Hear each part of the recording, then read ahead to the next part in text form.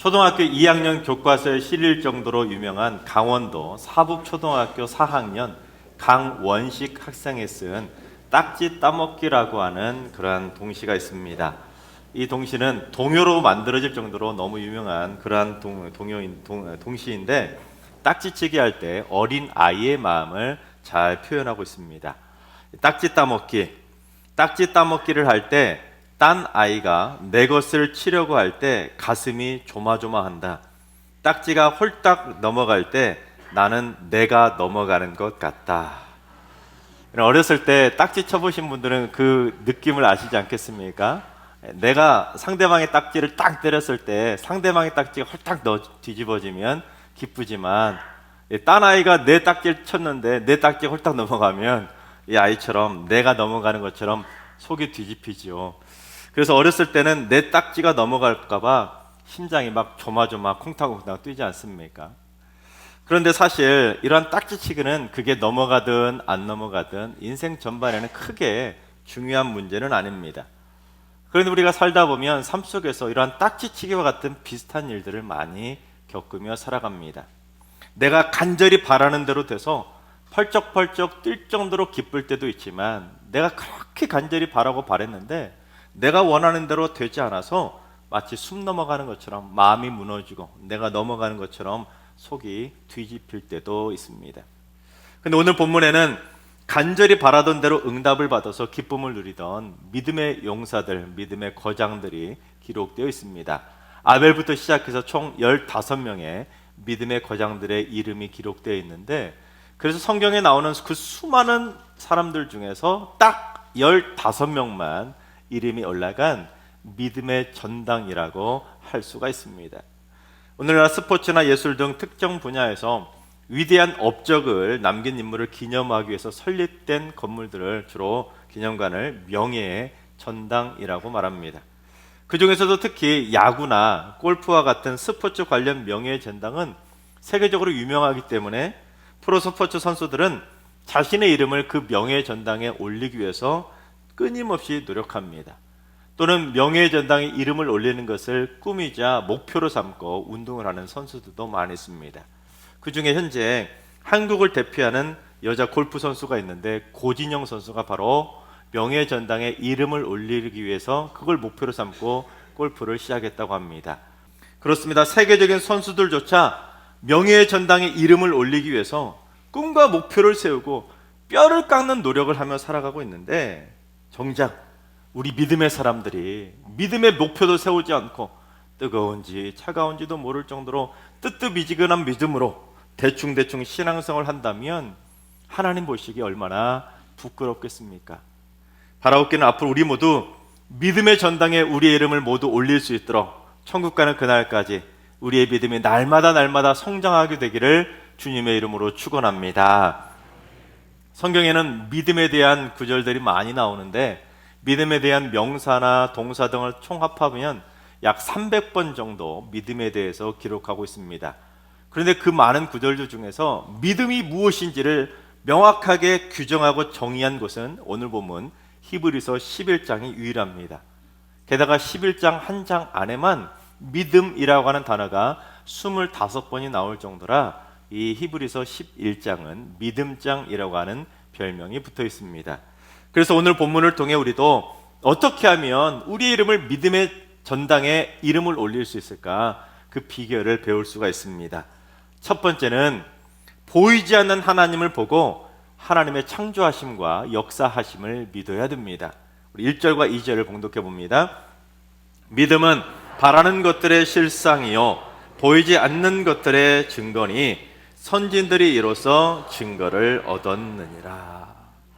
우리 한글 성경에서는 1절과 2절에 똑같이 증거라고 동일한 단어처럼 번역을 했지만 헬라어 원문을 보면 이 증거라고 하는 단어가 1절과 2절이 전혀 다른 단어가 사용이 되었습니다. 먼저 1절에서 증거라고 번역된 헬라어는 엘렌코스라고 하는 단어인데 증거 또는 확신이라는 뜻을 가지고 있어서 영어 성경도 컨빅션이라고 번역을 합니다. 즉 보이지 않는 것들의 증거라는 이 말의 의미가 무엇이냐면, 비록 눈에 보이지는 않지만 마치 내 눈에 직접 보이는 사실처럼 확신하고 믿는 것이 오늘 본문에서 규정하고 있는 믿음의 정의입니다. 그렇다면 우리가 보이지 않는 뭘 보고 뭘 믿고 뭘 확신해야 되는지 우리 3절을 봉독해 보겠습니다. 믿음으로 모든 세계가 하나님의 말씀으로 지어진 줄을 우리가 아나니 보이는 것은 나타난 것으로 말미암아 된 것이 아니니라. 눈에 보이지 않는 하나님의 말씀으로 지금 우리 눈에 보이는 이 모든 세계가 창조되었다는 사실을 확실하게 믿는 것, 그것이 하나님께서 원하시는 믿음이라는 것이죠. 그래서 하나님의 창조를 믿는 것이 바로 믿음의 시작입니다. 창세기 1장 1절 태초에 하나님이 천지를 창조하시니라, 이 구절이 믿어져야 나머지 성경 66권 전체가 믿어지기 때문입니다. 또한 2절에서 증거라고 똑같이 번역된 헬라어 단어는 마르티레오라고 하는 단어가 수동태로 쓰여서 증명되다, 인정되다는 뜻을 가지고 있습니다. 그래서 영어 성경도 어프로벌로 그렇게 번역을 합니다. 즉 선지들이 자신들의 믿음을 참 믿음으로 증명받고 인정받았다, 그것을 말씀하고 있는 것입니다. 특별히 자신의 믿음을 그처럼 인정받으면, 증명하면 하나님이 어떻게 하시는지 우리 6절을 한번 봉독해 보겠습니다. 믿음이 없이는 하나님을 기쁘시게 하지 못하나니 하나님께 나아가는 자는 반드시 그가 계신 것과 또한 그가 자기를 찾는 자들에게 상 주시는 이심을 믿어야 할지니라. 믿음이 없이는 하나님을 기쁘시게 하지 못한다, 이 말을 뒤집어서 말하면 믿음이 있어야 하나님을 어떻게 해요? 기쁘게 할 수 있다라는 것을 말하고 있는 것입니다. 그런데 믿음은 믿음인데 어떤 믿음이냐면 반드시입니다. 반드시 그가 계신 것, 즉 눈에 보이지 않지만 하나님이 반드시 계신다는 것을 믿어야 되는 것이고, 그래야 하나님을 기쁘시게 할 수가 있다는 것입니다. 또한 간절하게 하나님을 찾고 구하면 하나님께서 상을 주신다는 것을 믿어야, 즉 응답을 주신다는 걸 믿어야 하나님을 기쁘시게 하는 믿음이라고 증명하고 인정받을 수가 있다는 의미입니다. 그러니까 이 자리에 있는 우리 모두도 믿음의 전당에 오른 그 선진들처럼 내 믿음도 인정받고 하나님을 기쁘시게 하려면 보이지 않는 하나님이 이 모든 세계를 창조하셨다는 사실을 믿어야 되는 것이고, 지금도 친히 우리 가운데 역사하셔서 우리가 찾고 구하면 하나님께서 상을 통해서 응답해 주신다는 것을 믿어야 하나님을 기쁘시게 할 수가 있다는 것입니다. 그런데 사실 보이지 않는 것을 믿는다는 것은 말처럼 쉬운 일이 아니죠. 그래서 예수님의 제자였던 도마조차도 예수님을 믿지 못하고 자기가 두 눈으로 직접 부활하신 예수님의 그 손에 못자국 난 손을 직접 보고 내 손가락으로 예수님의 그 못자국 난 곳에 직접 손을 넣어서 만져봐야지만 믿겠다면서 예수님을 믿지 못하고 의심했습니다. 그러자 예수님이 도마에게 나타나셔서 뭐라고 말씀하셨는지 요한복음 20장 29절을 봉독해 보겠습니다. 예수께서 이르시되 너는 나를 본고로 믿느냐? 보지 못하고 믿는 자들은 복되도다 하시니라. 너는 나를 이제 보고서야 믿었지만 보지 못하고서도 나를 믿는 자들이 복되다라고 말씀해 주신 것입니다. 그런 의미에서 우리가 예수님을 보지도 못하고 이 자리에 나와서 예수님을 찬양하고 예배하며 예수님을 믿고 있다면 여러분 모두 다 복받은 줄로 믿으시기 바랍니다. 우리는 지금 그 복을 받고 있는 것이죠. 하지만 사실 저도 예전에는 도마처럼 이걸 잘 믿지 못했었습니다. 어떻게 솔직히 예수님을 보지도 않고 믿을 수 있겠습니까? 또한 보이지도 않는 하나님이 이 세상을 창조하셨다는 말이 어떻게 믿어지겠습니까? 즉 보지 않고도 믿는 것만큼 힘든 일이 또 어디 있겠습니까? 그런데 제가 오늘 말씀을 언제 확실하게 믿게 되었냐면 그림을 보다가 우연히 하나님이 제대로 믿어지게 되었습니다. 특히 제가 풍경화를 보다가 그 사실을 믿게 되었는데, 여러분 서양화하고 동양화하고 풍경을 그릴 때 두드러진 특징 하나가 있습니다. 그게 뭐냐면 물입니다. 물. 서양화는 물을 표현할 때 눈에 보이는 그대로, 있는 그대로 사실처럼 마치 사진을 찍은 것처럼 모든 그 물의 그 느낌, 색깔까지 전체를 다 표현합니다. 하지만 동양화는 물을 표현할 때 눈에 보이지 않는 모습으로 물을 표현합니다. 자, 그림을 한번 보여드리겠습니다. 먼저 서양화를 보시면 미국의 풍경화가 프레드릭 에드윈 처치가 1857년에 그린 나이아가라 폭포 그림입니다. 이처럼 대부분의 서양의 풍경화는 물을 표현할 때 마치 진짜 사진으로 보는 것처럼 물을 눈에 보이는 있는 모습 그대로 생생하게 묘사합니다. 그래서 그림에서 보시는 것처럼 이 흰색의 물보라까지도 정확하게 전부 다 흰색 물감을 가지고 칠합니다. 그렇죠? 그래서 서양에는 흰색 물감이 있습니다. 반면 동양화에는 흰색 물감이 없이 주로 검정색 먹으로 그리게 됩니다. 이건 조선시대 화가 겸재정선이 개성에 있는 박연 폭포를 그린 작품입니다. 여러분, 조금 전에 보여드렸던 나이아가라 폭포와 그림하고 이 박연 폭포 그림하고 차이점을 아시겠습니까? 나이아가라 폭포는 그 물이 떨어지는 그 흰색의 물보라까지도 흰색 물감으로 정확하게 표현했지만, 이 박연 폭포 그림을 보시면 분명히 물이 떨어지는 폭포인데 물을 그리지 않고 여백으로 표현했습니다. 그 아래 떨어지는 연못에도 역시 물을 그리지 않았습니다. 흰색으로 칠한 것도 아니라 그냥 백지 그대로입니다. 그런데 어떻습니까? 우리는 지금 이 그림을 보면서 보이지 않는 물을 볼 수 있습니다.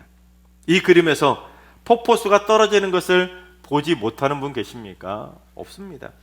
연못에 물이 없다고 생각하는 분 계십니까? 없습니다.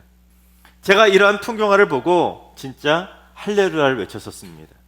왜냐하면 제가 그 속으로 이걸 보면서 속으로 무슨 깨달음이 있었냐면, 그림 속에 보이지도 않는 물도 보고 믿으면서 너는 왜 보이지 않는 하나님은 믿지 못하냐는 의문입니다.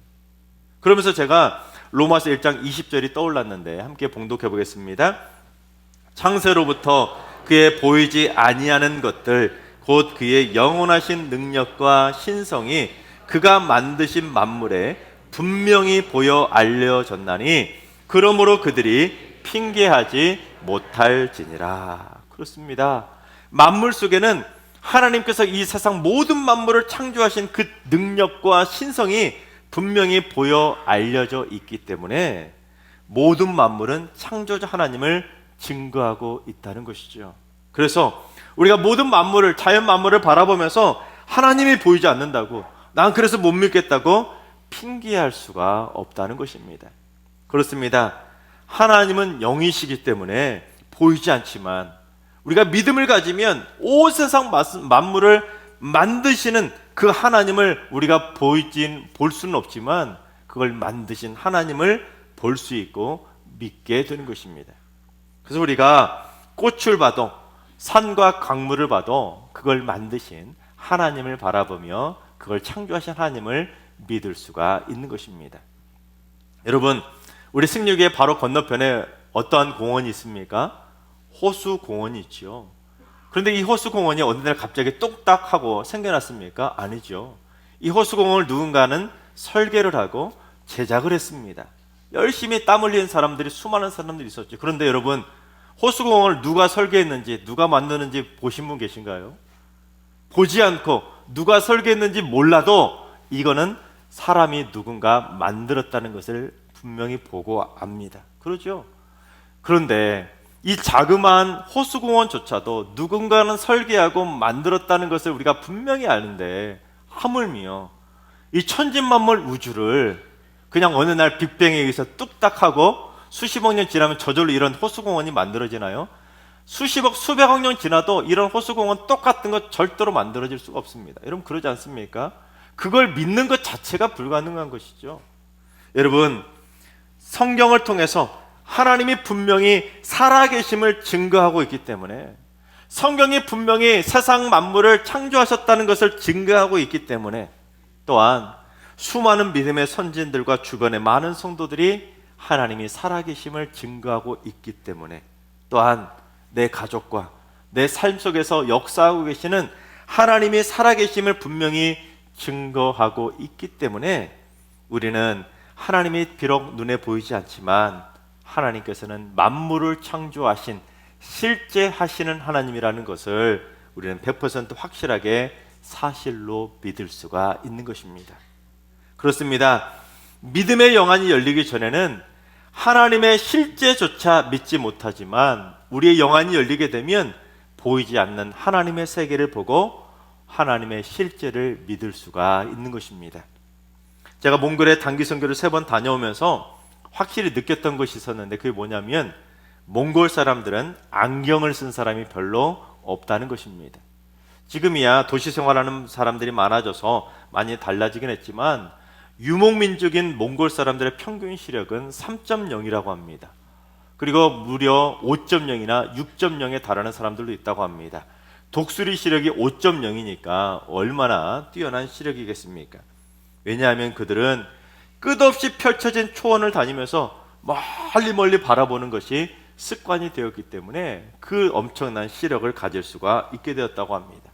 그래서 몽골 사람들은 웬만하면 멀리 떨어진 곳에 자기 양떼가 몇 마리가 있는지도 다 셀 수 있고 남의 양떼가 섞여 있는 것 또는 늑대와 같은 맹수들이 그 안에 섞여 있는 것조차도 멀리 떨어져 있어도 다 알아차릴 수가 있다고 합니다. 그런데 우리는 어떻게 살아갑니까? 늘 근시안적인 시각을 가지고 자기가 직접 본 것만 믿고 눈앞에 보이는 것에만 쫓아가고 일시적이고 세상적인 것에 마음을 두고 살아가니 우리의 영안은 점점 좁아져서 하나님을 바라볼 수 없게 되는 것입니다.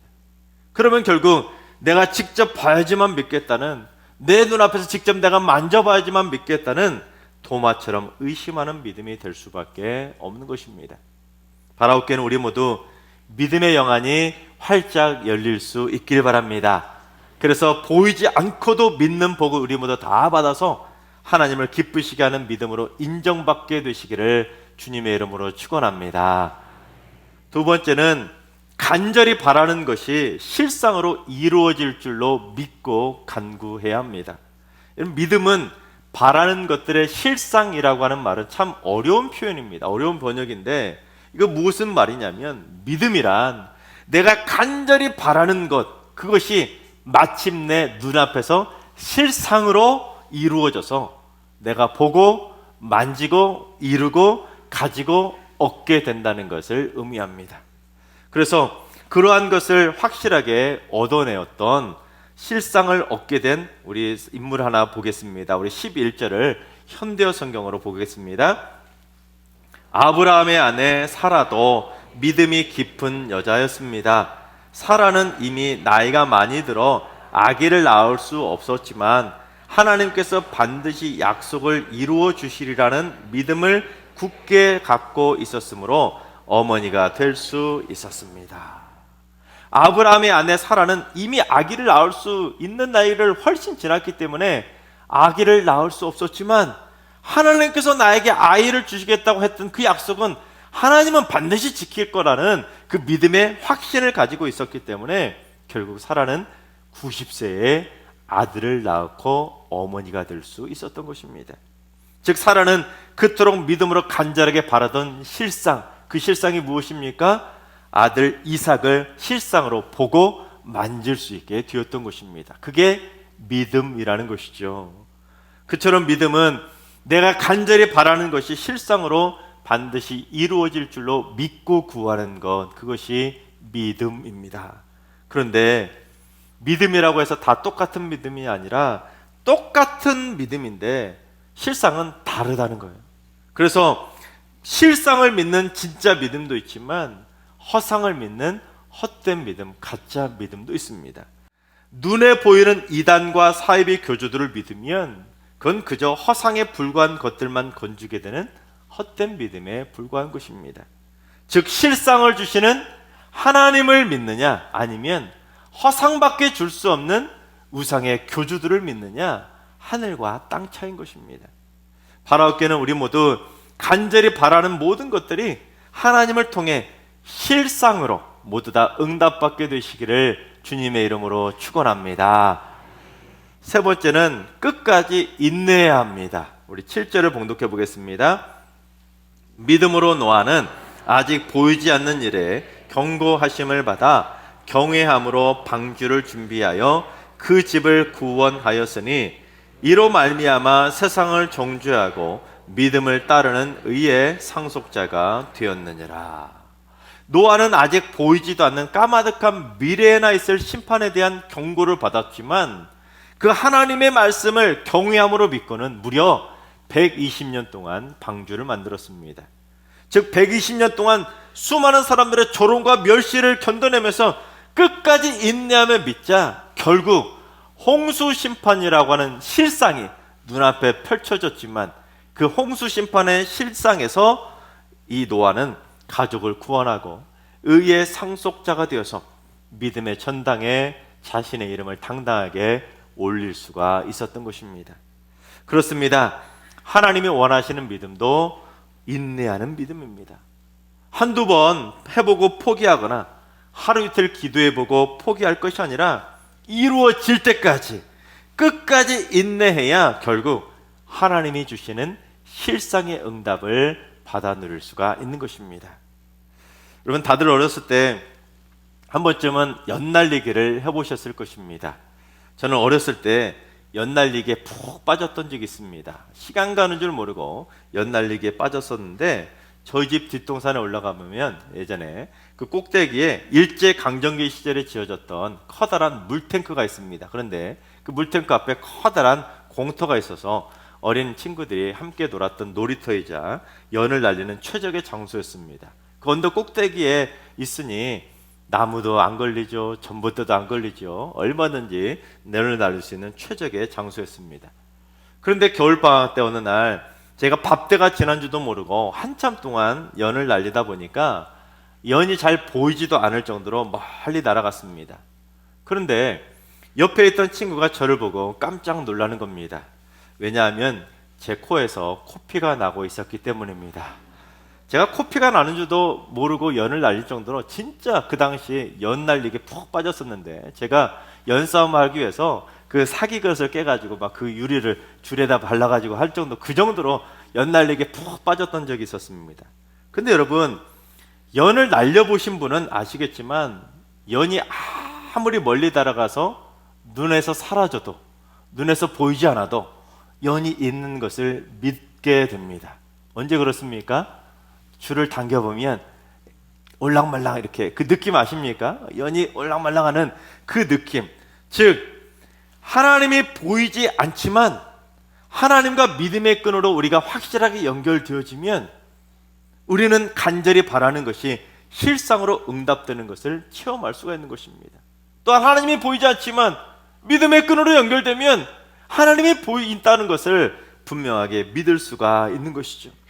내 삶을 이끌어 가시고 내 삶 속에서 크고 은밀한 기적들로 역사해 주시는 그 보이지 않는 창조주 하나님을 우리는 믿고 체험할 수가 있는 것입니다.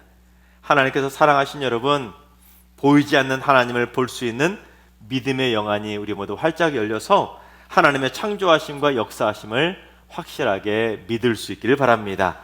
또한 우리가 간절히 바라는 모든 것들이 하나님의 크고 은밀한 기적의 실상으로 놀랍게 응답받으며 살아가시기 바랍니다.